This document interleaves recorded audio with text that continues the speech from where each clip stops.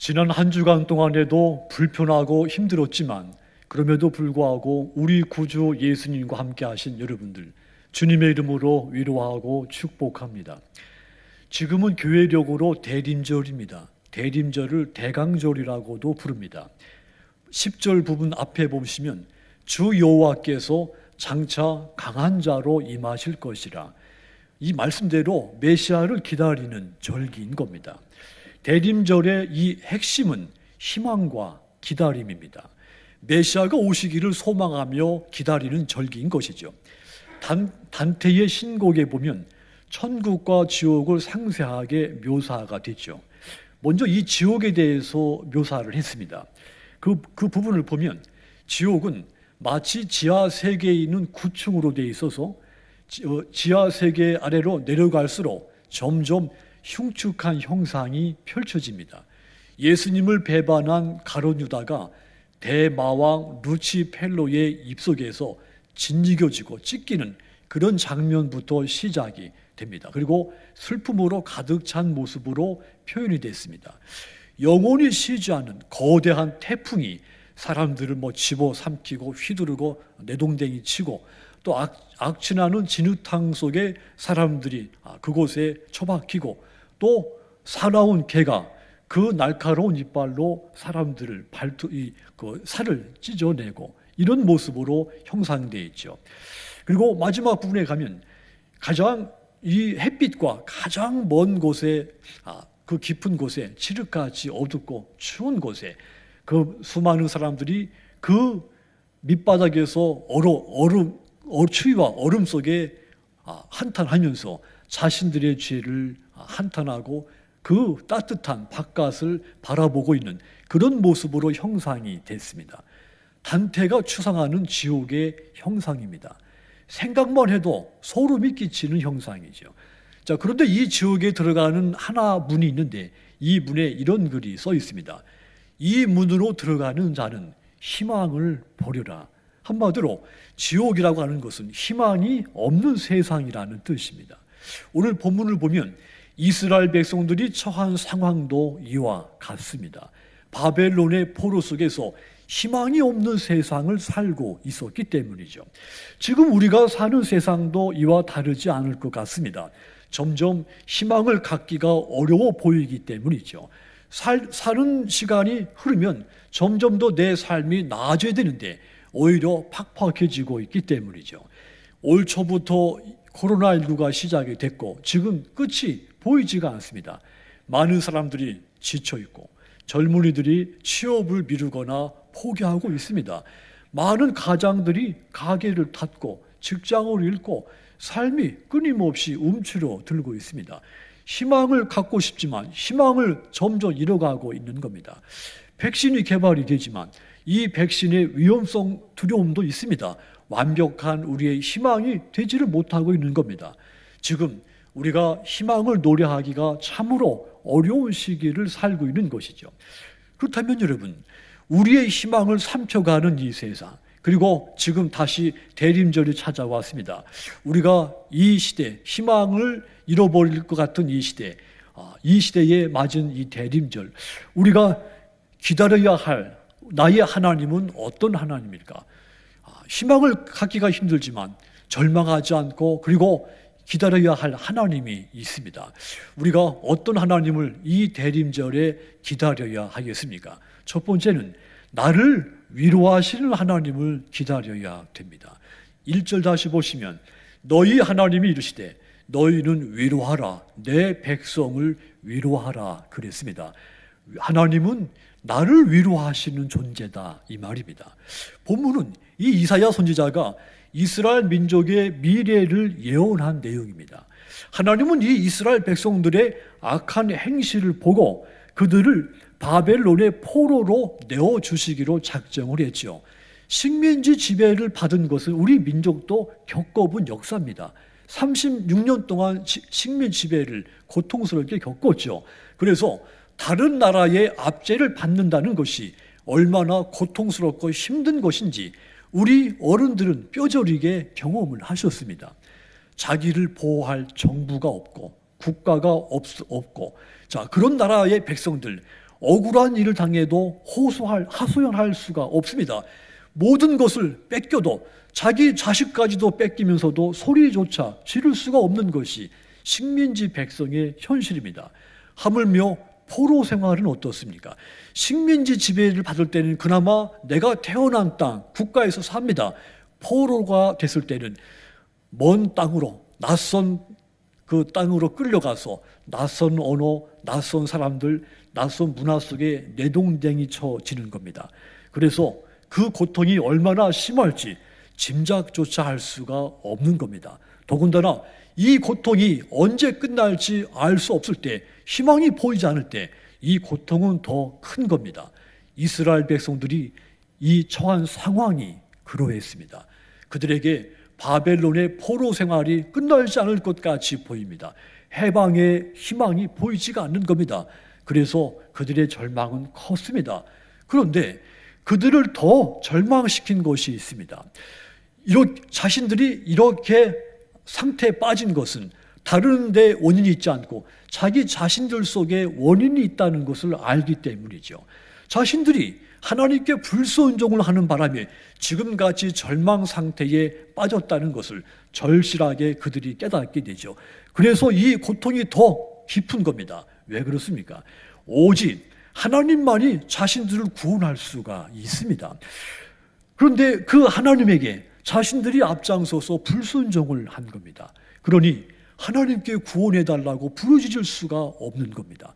그래서 이제는 누구에게 이 절망의 상태에서 우리를 구원해달라고 부르짖을 수 있을 수 있겠는가?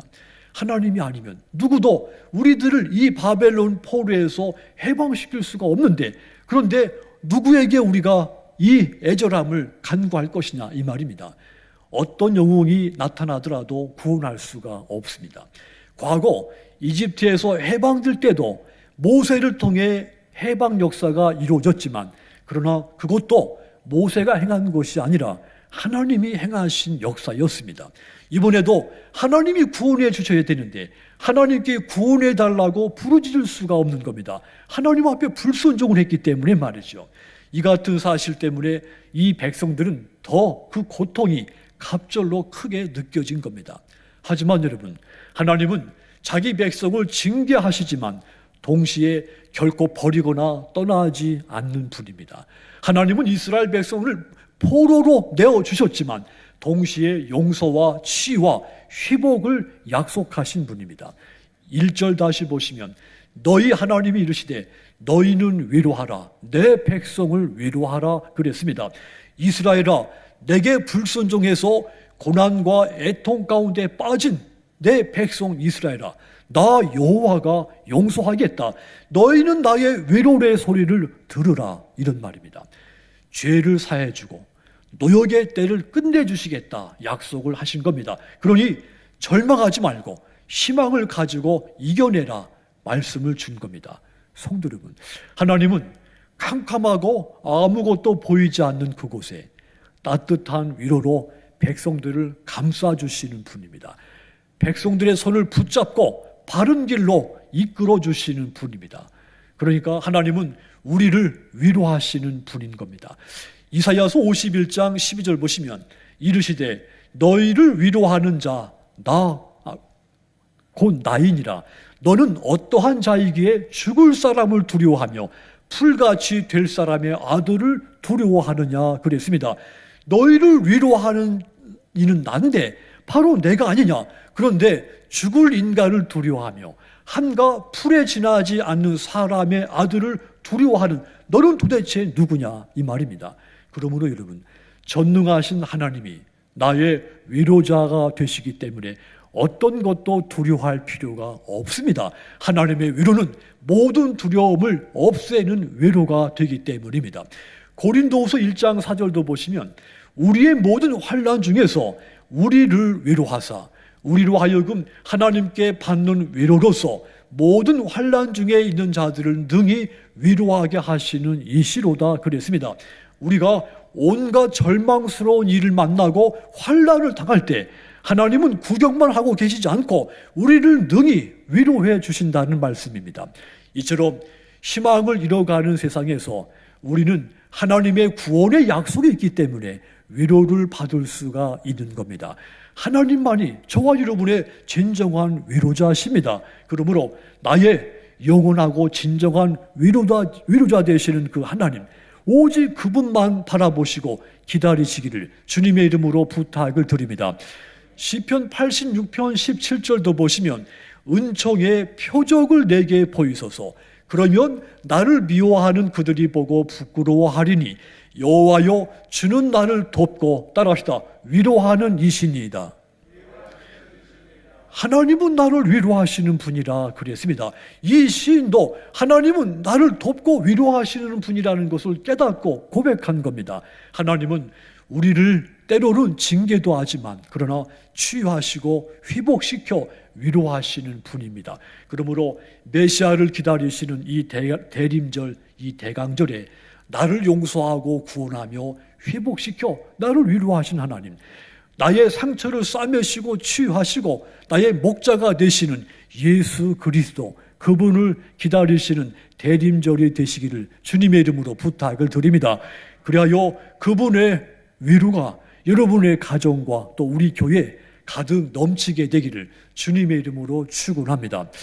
또한 우리가 이 대림절에 기다려야 하는 하나님은, 두 번째 하나님은 나에게 영원하신 하나님, 변하지 않는 하나님이십니다. 나는 1초 1초도 끊임없이 바뀌고 변하지만 하나님은 시작도 없고 끝이 없습니다. 영원히 변하지 않는 분이십니다. 그분을 기다리시는 것이 이 대림절의 우리의 신앙입니다. 하나님은 우리를 위로하시기도 하지만 나에게 영원히 변하지 않는 존재가 되신다는 이야기입니다. 8절 다시 보시면 풀은 마르고 꽃은 시드나 우리 하나님의 말씀은 영원히 서리라 하라. 이 은유적인 말씀은 하나님은 세상의 권력과 사람과 대조된다는 이야기입니다. 즉 세상의 권력과 사람은 꽃과 같다는 이야기죠. 꽃이 한때 강렬하게 아름다움과 향기를 뽐내지만 그러나 언젠가는 이 꽃이 시들고 마는 것 같이 세상의 권력과 사람은 이와 같이 유한하다는 이야기죠. 하지만 하나님은 이와 같지 않습니다. 세상의 권력은 유한하지만 하나님은 영원하십니다. 꽃처럼 마르시지도 않고 시들지도 않고 변하지도 않고 영원히 그대로이십니다. 과거 이스라엘 백성들이 출애굽할 때 하나님은 홍해 바닷물을 마치 거대한 암벽같이 세워서 그 사이로 이 백성들을 무사히 통과하게 하셨습니다. 똑같이 하나님은 그 후로도 이스라엘 백성들 가운데 변하지 않고 그때 그 모습 그대로 이 백성들을 이끌어 가셨습니다. 이들이 많은 전쟁을 치렀죠. 그때마다 하나님은 출애굽 때의 하나님 그 모습 그대로 똑같이 변하지 않는 모습으로 나타나서 그 많은 전쟁에서 이 백성들을 승리하게 하신 겁니다.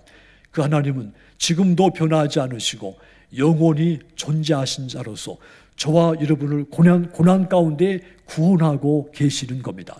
우리 하나님은, 나의 하나님은 영원히 변하지 않는 분입니다. 그분을 간절히 기다리는 것입니다. 이사야서 40장 28절 보시면 너는 알지 못하였느냐, 듣지 못하였느냐, 영원하신 하나님 여호와 땅끝까지 창조하신 이는 피곤하지 않으시며 곤비하지 않으시며 명철이 한이 없으시며 그랬습니다. 하나님의 속성을 가장 잘 설명한 말씀이죠.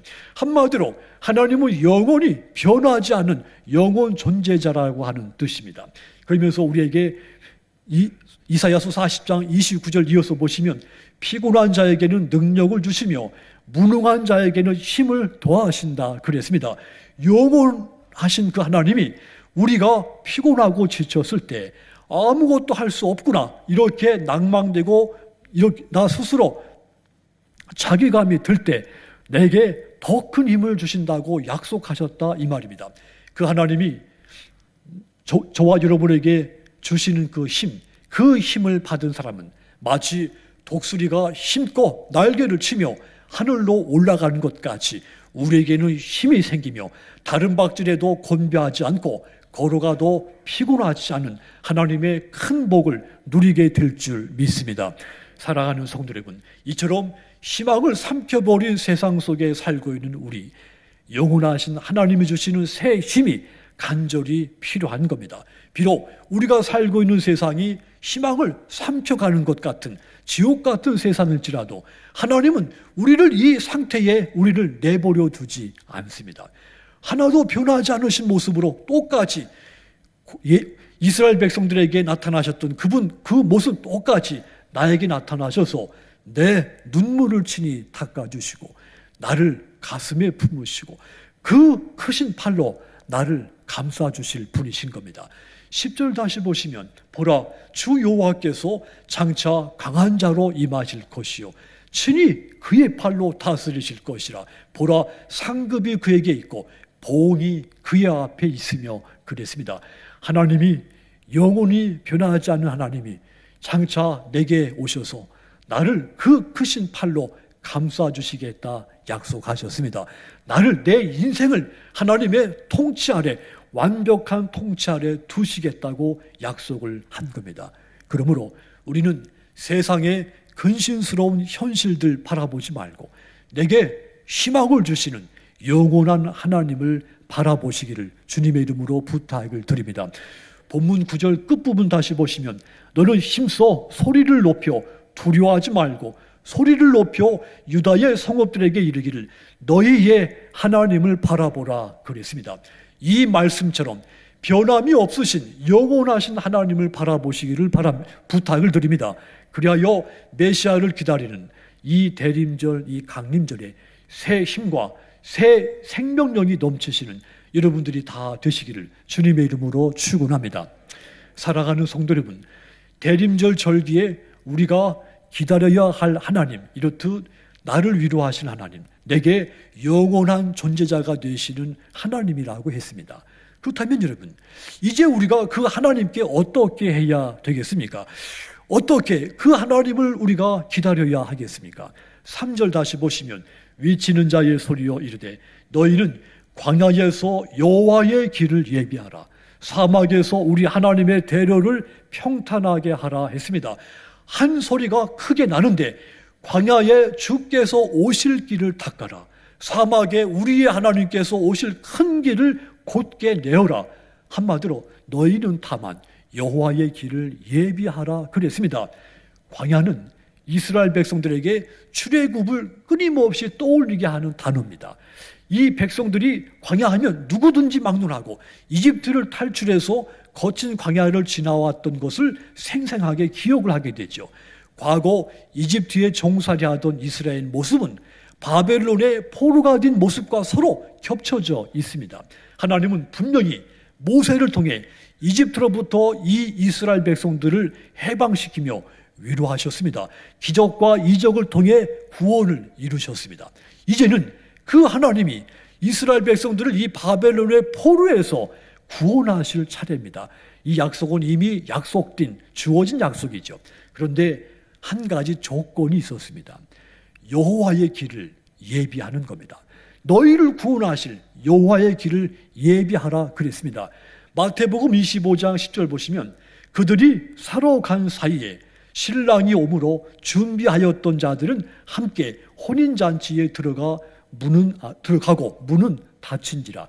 신랑 되신 우리 예수님의 길을 예비한 신부들, 그들만 혼인잔치에 참여할 수 있었고 구원을 받았습니다. 하나님은 고난 가운데 있는 우리에게도 구원을 약속하셨습니다. 그런데 우리에게도 조건이 하나 있는 겁니다. 여호와의 길을 예비하는 것입니다. 신부가 신랑이 오는 것을 예비하는 것 같이 주님의 오심을 기다리며 예비해야 하는 겁니다. 예비하라 이 말을 관주 성경으로 비교해서 읽어보면 마태복음 24장 42절에 해당이 되죠. 거기 보면 깨어있으라 그렇게 되어 있습니다. 깨어있어서 신랑으로 오시는 주님을 예비해야 한다는 말입니다. 그러므로 사랑하는 여러분, 범사에 깨어있으셔서 신랑을 기다리는 신부같이 우리를 구원하시기 위해서 오실 메시아이신 그 주님의 길을 예비하시기를 주님의 이름으로 부탁을 드립니다. 사랑하는 성도 여러분, 지옥은 한마디로 희망이 없는 세상이라 그랬습니다. 사탄은 우리에게서 희망을 뺏어가려고 산길차를 찾아다니고 있습니다. 하지만 하나님은 희망을 뺏긴 사람들 결코 포기하지 않습니다. 끝까지 희망을 간절히 찾는 사람들 찾아오셔서 위로하시고 영원히 변하지 않는 존재자로 그와 동행을 하십니다. 그 하나님, 오늘도 우리를 구원하시는 하나님이십니다. 우리는 다만 깨워서 그 하나님의 길을, 그 예수님의 목자가 되셔서 우리에게 오실 그 예수님을 그 길을 예비해야 하는 겁니다. 그리하여 메시아를 기다리는 이 대림절, 대강절에 위로와 희망과 여러분 마음속의 모든 꿈들이 성취되시기를 주님의 이름으로 축원합니다. 기도하겠습니다.